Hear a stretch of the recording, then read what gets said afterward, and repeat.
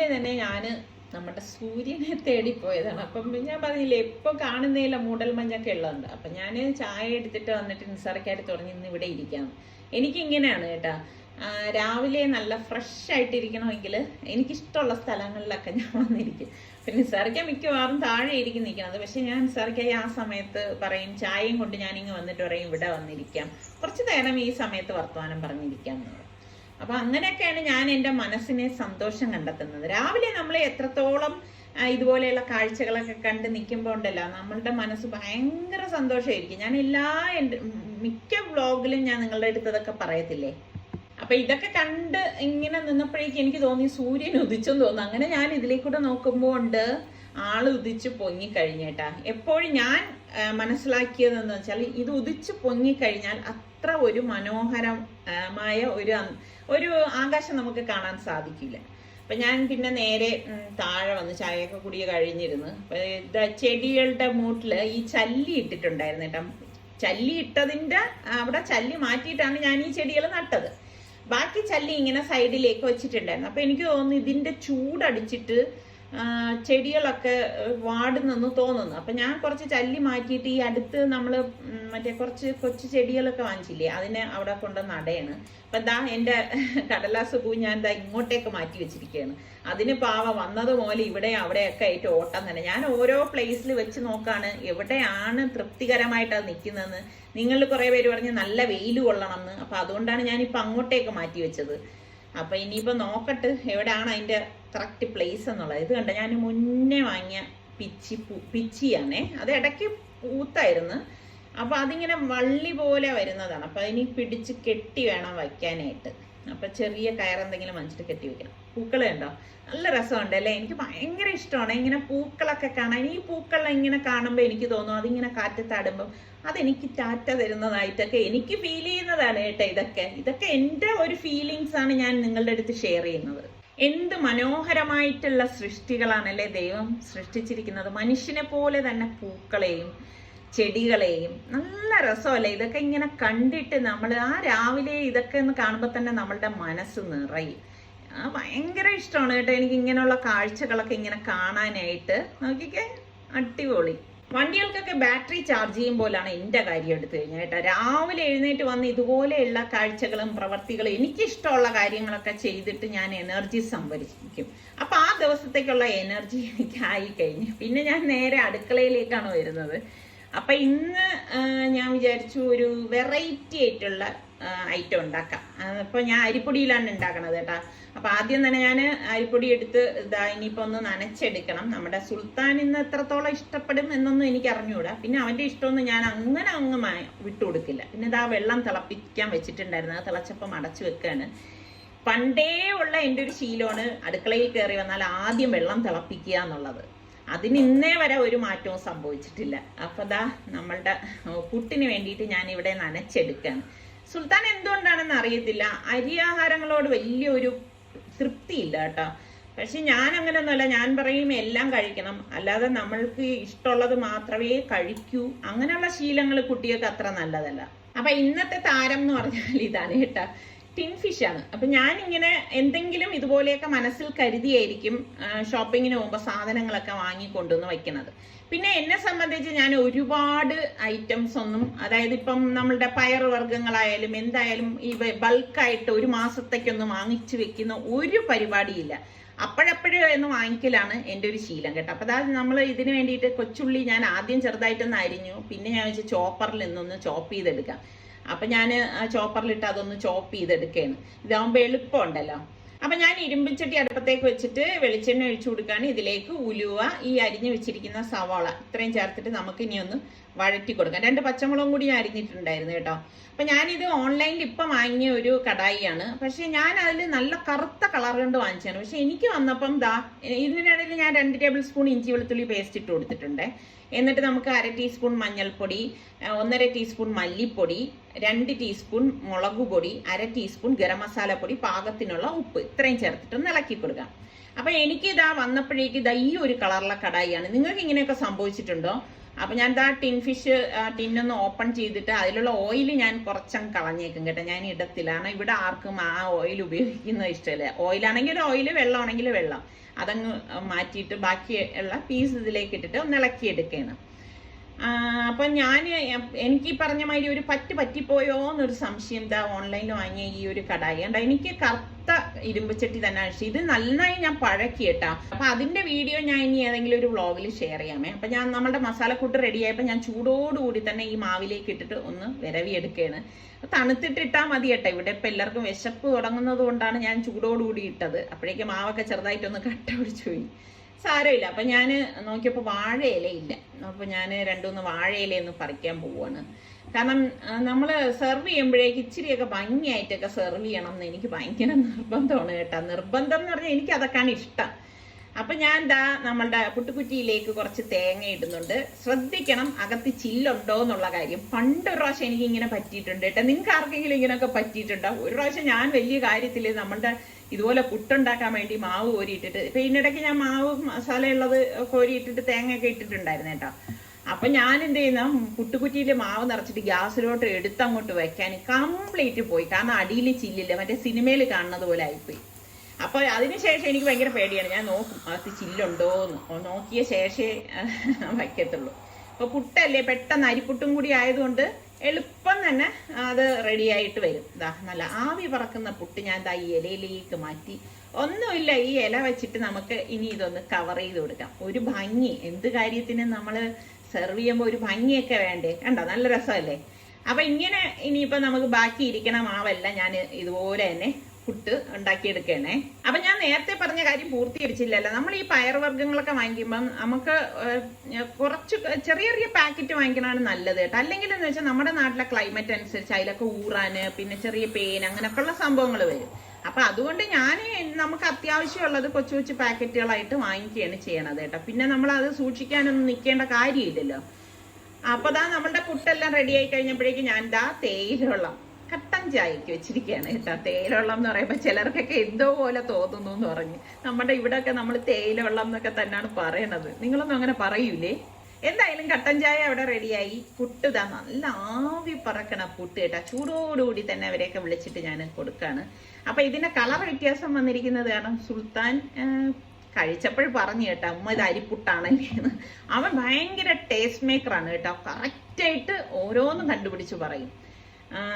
ഞാൻ പലതും പറ്റിക്കാൻ നോക്കിയിട്ടുണ്ട്, പക്ഷെ അവന് കൃത്യമായിട്ട് അവന് ടേസ്റ്റുകളും കാര്യങ്ങളും ഒക്കെ അറിയാം കേട്ടോ. ഞാൻ തന്നെ ചിലപ്പോൾ അത്ഭുതപ്പെട്ടിട്ടുണ്ട്.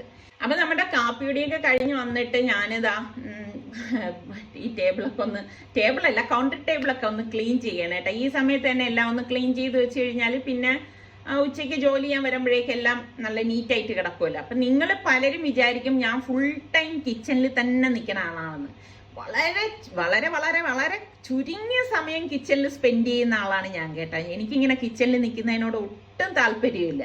അങ്ങനെ ഉച്ചത്തേക്ക് വേണ്ടിയിട്ട് ഞാൻ ഇതിൻ്റെ ഇടയിൽ എൻ്റെ കാര്യങ്ങളെല്ലാം ചെയ്ത് കഴിഞ്ഞിട്ടാണ് ഇതാ ഉച്ചയ്ക്ക് ഇപ്പം നമ്മൾ ലുലുന്ന് അന്ന് വാങ്ങിച്ച കീരയാണ് കേട്ടോ. പിറ്റേ ദിവസം ഉണ്ടാക്കണം എന്ന് വിചാരിച്ചിട്ട് നടന്നില്ല. അപ്പം ഞാൻ കീര കഴുകി എടുത്തിട്ട് വന്ന് ഇതിനെ നന്നായിട്ടൊന്ന് ചെറുതായിട്ടൊന്ന് ഇനി കട്ട് ചെയ്തെടുക്കാനായിട്ട് പോവാണ്. അപ്പം കീര ഞാൻ ഇങ്ങനെയാണ് കട്ട് ചെയ്യണത് കേട്ടോ.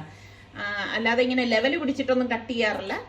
ചെറുതായിട്ട് ഇങ്ങനെ അരിഞ്ഞെടുക്കും. നമ്മൾ എന്ത് കാര്യവും നമ്മളുടെ ഇഷ്ടത്തിനനുസരിച്ച് തൃപ്തിയോടെയൊക്കെ ചെയ്താൽ മതി. ഇങ്ങനെ ചെയ്യണം, അങ്ങനെ ചെയ്യണം, ഇങ്ങനെ ചെയ്താലേ ശരിയാവൂ, അങ്ങനെ ചെയ്തില്ലെങ്കിൽ അത് ശരിയാവൂല, ഇങ്ങനെയൊക്കെ പലരും പറയും. അതിലൊന്നും ചെവിക്കൊള്ളണ്ടാന്നേ. നിങ്ങൾക്ക് എന്താണോ ശരിയെന്ന് തോന്നുന്നത് അത് മാത്രം ചെയ്താൽ മതി. അപ്പൊ ഞാൻ പച്ചമുളകും കൂടി അതിലേക്ക് അരിഞ്ഞെടുത്തിട്ടുണ്ട് കേട്ടോ. അപ്പൊ ഞാൻ മൺചട്ടി, ചെറിയൊരു ചട്ടിയാണ് വെച്ചിരിക്കുന്നത്. ഇതിന്റെ ആവശ്യമേ ഉള്ളൂ. ഇതിലേക്ക് വെളിച്ചെണ്ണ ഒഴിച്ചിട്ട് നമുക്ക് കടുകും വറ്റൽ മുളകും പിന്നെ ഞാൻ കറിവേപ്പില ഇതിലേക്ക് ഇടത്തില്ല. കാര്യം എന്തെന്നറിയോ, ഇത് ഇലവർഗ്ഗമല്ലേ. പിന്നെ 2-3 വെളുത്തുള്ളിയും 1 ടീസ്പൂണ് ചെറിയ ജീരകം കൂടി ഒന്ന് ചതച്ചതാണേ, അതും കൂടി ഇതിലേക്ക് ഇട്ടിട്ട് ഒന്ന് ഇളക്കി കൊടുക്കുകയാണ്. പിന്നെ ഞാൻ 1 ടീസ്പൂൺ മഞ്ഞൾപ്പൊടിയും 1 ടീസ്പൂൺ മുളക് പൊടിയും ഈ സമയത്ത് ചേർത്ത് കൊടുത്തിട്ട് ഇളക്കി കൊടുത്തിട്ട് നമ്മൾ ഈ പച്ചമുളകും ഈ അരിഞ്ഞു വെച്ചിരിക്കുന്ന കീര ഉണ്ടല്ലോ അതും കൂടി ഇതിലേക്ക് ഇട്ടിട്ട് ഒന്ന് ഇളക്കി കൊടുക്കും.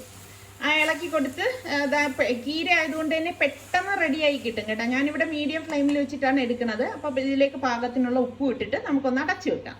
1 മിനിറ്റ് എടുക്കണ്ട. അതിന് മുൻപ് ഞാൻ അടപ്പൊന്ന് മാറ്റിയിട്ട് ഒന്ന് ഇളക്കി കൊടുക്കണം. ഇലവർഗ്ഗമാണ്, അപ്പൊ അതിന്റെ കളർ നഷ്ടപ്പെടാൻ പാടില്ല. പച്ചക്കറികളൊന്നും കളർ നഷ്ടപ്പെടുത്തിയിട്ട് ഉണ്ടാക്കരുത് കേട്ടോ. ഇപ്പൊ ഞാൻ ഒരു 1/4 കപ്പ് തേങ്ങ എടുത്തിട്ടുണ്ട്. തേങ്ങ അരച്ചിട്ടൊന്നുമില്ല, നേരെ ഇതിലേക്ക് ഇട്ടിട്ട് ഒന്ന് ഇളക്കി കൊടുക്കുന്നുണ്ട്. പക്ഷെ സംഭവം ഉണ്ടായിരുന്നല്ലോ, നല്ല കിട്ടിലൻ തോരനായിരുന്നേ, സൂപ്പർ ആയിരുന്നു. ഞാൻ പറയായിരുന്നു ലുലുവില ചീരയ്ക്ക് നല്ല ടേസ്റ്റ് ഉണ്ടായിരുന്നു സാർക്ക് എടുത്ത് പറഞ്ഞു. അപ്പൊ ഞാൻ നമ്മളുടെ ചോറ് ഞാൻ കുക്കറിലേക്ക് വേവിക്കാനായിട്ട് വെച്ചിട്ടുണ്ട്. അപ്പൊ ഇതൊരു 1/2 മണിക്കൂർ സമയം കൊണ്ട് വെന്ത് കിട്ടും. പിന്നെ സ്റ്റീം പോയ ശേഷം ഞാൻ ഓപ്പൺ ചെയ്തെടുക്കാണ് ചെയ്യണത്. അപ്പൊ ഞാൻ പച്ച തൈരൊന്ന് ഇളക്കി എടുക്കണേ. ഇത് ഞാൻ കഴിഞ്ഞ പ്രാവശ്യം ബാലരാമപുരത്തുനിന്ന് വാങ്ങിച്ച കുടുക്കയാണ് കേട്ടോ. അത് ഞാൻ പഴക്കി എടുത്തതാണേ, നല്ല ക്യൂട്ടായിട്ടുണ്ട്. അപ്പൊ ഞാൻ പച്ചക്കായ ഉള്ളത് നന്നായിട്ടൊന്ന് കഴുകി എടുക്കണേ. ഇത് നാടൻ കായ ആയതുകൊണ്ട് ഞാൻ തോലൊന്നും കളയുന്നില്ല കേട്ടോ. നന്നായിട്ട് കഴുകി എടുത്ത ശേഷം നമുക്കിനി ഇത് ചെറുതായിട്ടൊന്ന് അരിഞ്ഞെടുക്കാം. അപ്പൊ ഞാൻ ഇങ്ങനെയാണ് കേട്ടോ.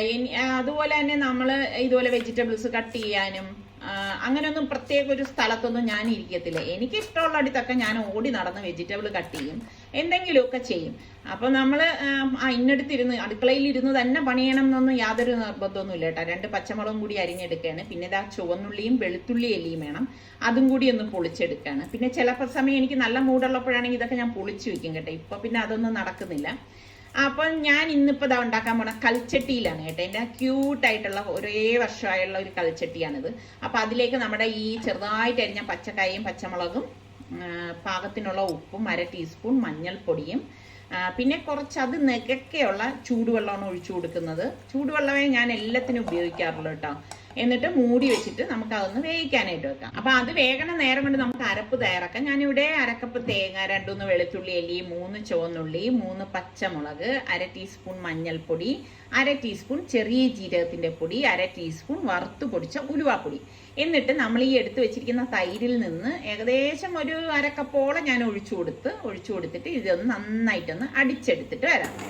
അപ്പൊ ഇതാണ് ഇതിന്റെ ഒരു തേങ്ങ അരപ്പെന്ന് പറയുന്നത്. ഇതിന്റെ ഇടയിൽ ഞാൻ 2 ബീട്രൂട്ട്, ഇത് ഞാൻ ലുലുന്ന് തന്നെ വാങ്ങിച്ചതാണ് കേട്ടാ. അപ്പം അതൊന്ന് കഴുകി എടുക്കുകയാണ്.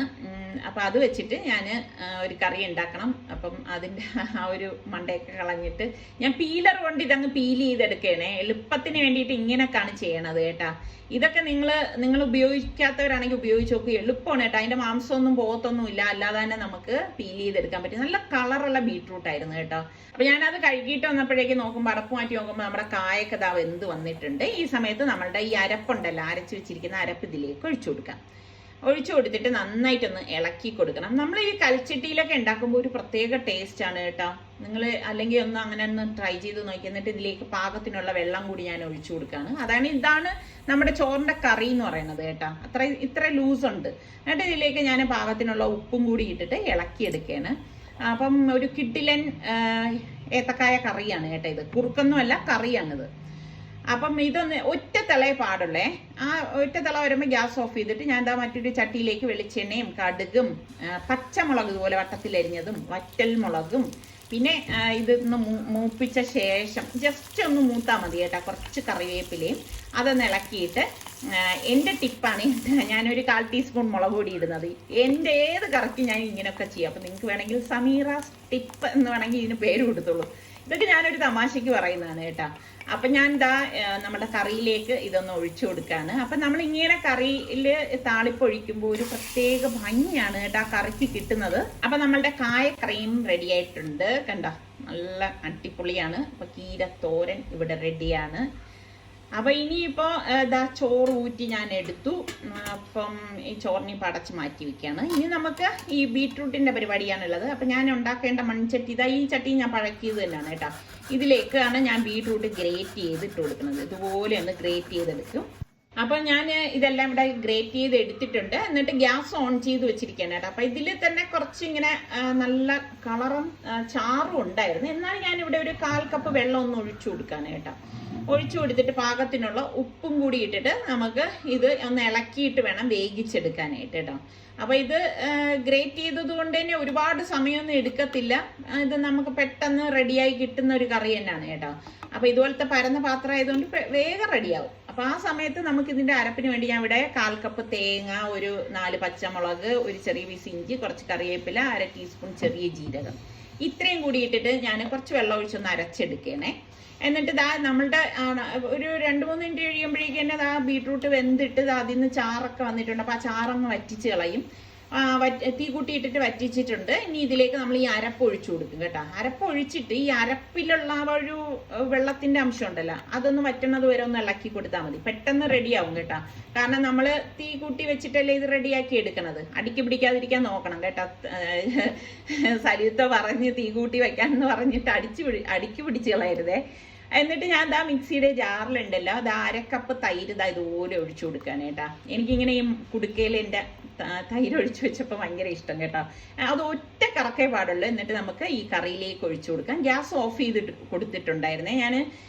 എന്നിട്ട് ഇതുപോലെ ഇളക്കി കൊടുക്കാം. അപ്പം മൺചട്ടി ആയതുകൊണ്ട് ചൂട് നിൽക്കുന്നത് കൊണ്ടാണ് അതിൽ തിള പോലെ കാണിക്കുന്നത്. തീ ഓൺ ചെയ്യരുത് കേട്ടോ.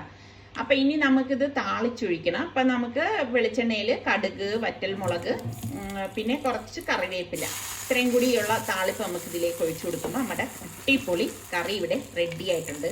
ബീട്രൂട്ട് പച്ചടിയാണ് കേട്ടോ. അപ്പം ഇത്രയും മാത്രം മതി ശരിക്കും പറഞ്ഞ ചോറിന്. പക്ഷെ നിസാറിക്കൊക്കെ എന്തെങ്കിലും ഇച്ചിരി ഒരു സമയം ഇച്ചിരി ഉണക്കമീനെങ്കിലും പൊരിച്ചു തന്നുകൂടായിരുന്നോ എന്നൊക്കെ ചോദ്യങ്ങൾ വരും. അപ്പം അതുകൊണ്ട് തന്നെ ഞാൻ എൻ്റെ കയ്യിൽ ചെറിയ പാര ഉണക്കമീൻ ഇരുന്ന്. അപ്പം ആ ഉണക്കമീൻ ഞാൻ മസാല പറ്റി ഇതിൻ്റെ ഇടയിൽ വെച്ചിട്ടുണ്ടായിരുന്നു. അപ്പം 2-3 വെളുത്തുള്ളി എല്ലിയും കൂടി ചേർത്തിട്ട് ഞാനൊന്ന് വെറൈറ്റിക്ക് വേണ്ടിയിട്ട് ചെയ്യണതാണ് കേട്ടോ. ഒന്ന് തിരിച്ച് മറിച്ചിട്ട് ഒന്ന് ഫ്രൈ ചെയ്തെടുക്കുകയാണ്.